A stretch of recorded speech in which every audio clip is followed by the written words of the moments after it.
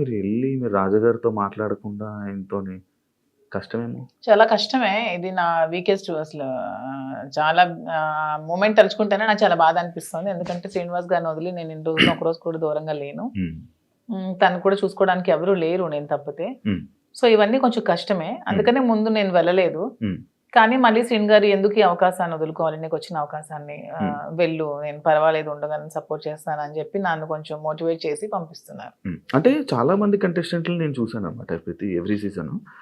లోపల అంటే బయట బాగానే స్ట్రాంగ్గా ఉన్నారు అంటారు, లోపలికి వెళ్ళంగానే ఎమోషనల్గా డౌన్ అయిపోయి అయ్యో మన రాజా గారిని మిస్ అయిపోతున్నాను అని చెప్పడం కానీ, లేకపోతే మా పేరెంట్స్ని మిస్ అయిపోతున్నాను, నాకు కావాల్సిన వాళ్ళు మిస్ అయిపోతున్నాను అని చెప్పి ఎమోషన్ అవ్వడం జరుగుతూ ఉంటుంది.